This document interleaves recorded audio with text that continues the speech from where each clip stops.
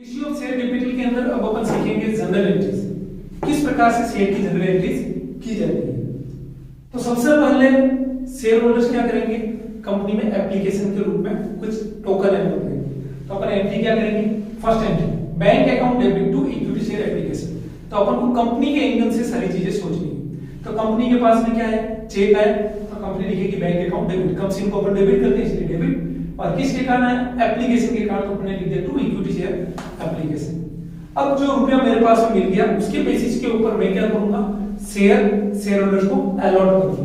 जब share allot करूंगा तो मैं एंट्री क्या करूंगा, equity share application account debit to equity share capital. Equity share capital को मैं मेरा माल बोलता हूं, मेरा गुड्स क्या है, कंपनी का गुड्स क्या है, क्या बेचना है कंपनी को, शेयर कैपिटल देना है। और ये किसके बेसिस पे दे रहे हो आप, एप्लीकेशन के बेसिस पे।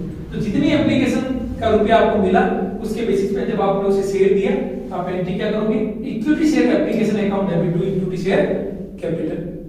अब कुछ को आप शेयर दे रहे हो और कुछ को शेयर नहीं दे रहे हो, तो ऐसी सिचुएशन में जिन्होंने एप्लीकेशन का अमाउंट तुम्हें दिया था उस एप्लीकेशन अमाउंट को आप क्या करोगे, रिफंड। जब आप रिफंड करोगे तो आप अपने यहाँ पे एंट्री क्या करोगे, equity share application account debit to bank, ये एंट्री होती है रिफंड की। तो एप्लीकेशन से रिलेटेड कितनी एंट्रियां होगी, 3 एंट्री।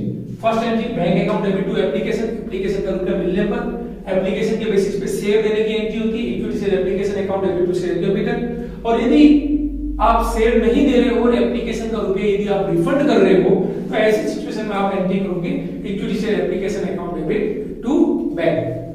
देन अपन बात करेंगे एप्लीकेशन के बाद में अलॉटमेंट। जब अलॉटमेंट का कॉल आप मांगोगे तब आप एंट्री क्या करते हो, allotment account debit to equity share capital to securities premium. Securities premium का मीनिंग क्या हुआ, एक्स्ट्रा रुपया, प्रीमियम यानी एक्स्ट्रा।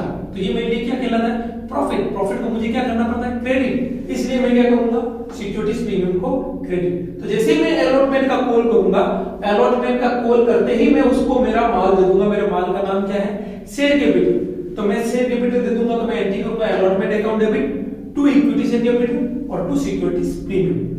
अब अलॉटमेंट का रुपया का हिसाब करेंगे। जब अलॉटमेंट का हिसाब करेंगे तो जो रुपया उसने मुझे दे दिया मैं एंट्री करूंगा बैंक अकाउंट डेबिट। कुछ रुपया उसने मुझे एक्स्ट्रा दे रखा हो एप्लीकेशन के साथ में तो वो एडजस्ट करूंगा तो मैं लिखूंगा equity share application account debit. कुछ अलॉटमेंट का रुपया यदि बाकी है तो मैं लिख दूंगा allotment arrear account debit to allotment. ये पूरा अलॉटमेंट का हिसाब हो जाएगा। कैसे, जो रुपया मिल गया उसमें बैंक, जो मैंने एडजस्ट किया उसमें लिख दूंगा एप्लीकेशन, जो मेरा अभी भी पेमेंट मिलना बाकी है तो मैं लिख दूंगा अलॉटमेंट एरियर टू अलॉटमेंट।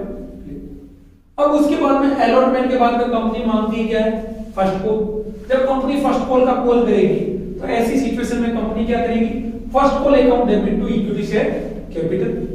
और इस फर्स्ट कॉल का हिसाब करेंगे। देखो आपको ध्यान है, कंपनी जो फर्स्ट टाइम जब शेयर इश्यू कर रही है तो सबसे पहले रुपया लेती है, उसके बाद में वो अपना शेयर देती है। उसके बाद में जब पहली बार पहले केस फिर शेयर तो गुडविल जम जाती है। तो ऐसी सिचुएशन में वो क्रेडिट पर देना शुरू कर देती है। क्रेडिट वाली चीज शुरू होती है अलॉटमेंट से। तो अलॉटमेंट से लफड़े शुरू हो जाते हैं। तो कुछ रुपया देना नहीं देने वाली प्रॉब्लम अलॉटमेंट से शुरू होती है। तो जब फर्स्ट कॉल का कॉल करेंगे तो एंट्री क्या करेंगे, first call account debit to equity share capital. जब उसका पेमेंट मिल जाएगा तो मैं लिखूंगा बैंक अकाउंट डेबिट, और जो पेमेंट मिलना अभी बाकी है तो अपन लिख देंगे क्या, first call arrear account debit to first call. Bank account debit, first call arrear account debit to first call. ये मेरी हुई फर्स्ट कॉल से रिलेटेड एंट्री। अब यदि कंपनी, ये तो होगी मेरी इश्यू से रिलेटेड। फोर फीचर से रिलेटेड का मीनिंग होता है, फोर फीचर का मीनिंग होता है कि जब कभी भी कोई शेयर होल्डर अपनी कॉल का पेमेंट नहीं करता है, कुछ एरियर रह जाता है, तो कंपनी ऐसी सिचुएशन में उसे कुछ नोटिस देकर अपने शेयर्स वापस ले लेती है। उसे बोलते हैं फोर फीचर। तो फोर फीचर की जनरल एंट्रीज क्या होती है, जब कंपनी शेयर अपने वापस ले ली है तो कंपनी के पास में क्या है, उनके शेयर्स, तो अपन एंट्री क्या करेंगे, equity share capital account debit. किससे होगा, कॉल मनी से। जितना रुपया आपने मांगा है उससे अपन शेयर कैपिटल को क्या करेंगे, debit. Securities premium account debit, जो भी प्रीमियम का अमाउंट मिलना अभी बाकी है, arrear of premium,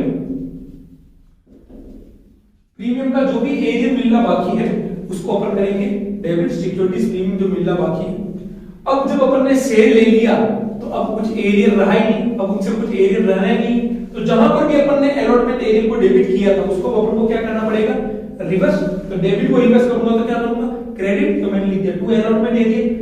first call arrear भी यदि कुछ बाकी है तो फर्स्ट कॉल एरियर को यहां डेबिट किया ना, जब सेल ले लिया तो उसको क्या करूंगा, रिवर्स। तो मैंने लिख दिया टू फर्स्ट कॉल एरियर। और बाकी जो रुपया उसने मुझे पहले दे दिया है उसको मैं एक अलग अकाउंट में डालूंगा जिसका नाम क्या होगा, शेयर फॉरफीचर अकाउंट। तो ये किस अमाउंट से होगा, रिसीव्ड मनी से, जो कि अभी तक कंपनी को मिल चुका है।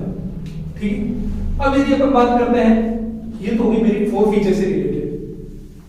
अब अपन बात करते हैं रीइश्यू। रीइश्यू का मीनिंग क्या होता है कि जो शेयर कंपनी ने फॉरफिट किए थे, शेयर होल्डर्स ने किसी का पेमेंट नहीं किया, उस पेमेंट नहीं करने के कारण उनके शेयर कंपनी ने क्या कर लिए, फॉरफिट। अब कंपनी उसे क्या करेगी, रीइश्यू करेगी। तो कंपनी जब रीइश्यू करेगी तो रीइश्यू एट प्रीमियम भी हो सकता है, रीइश्यू एट पार भी हो सकता है, और रीइश्यू एट डिस्काउंट भी हो सकता है। रीइश्यू डिस्काउंट पे कर सकती है मगर इश्यू डिस्काउंट पे नहीं कर सकती सिवाय स्वेट इक्विटी शेयर्स के। तो रीइश्यू जब अपन डिस्काउंट पे करेंगे तो जितना डिस्काउंट होगा उसको अपन लिखेंगे शेयर फॉरफीचर।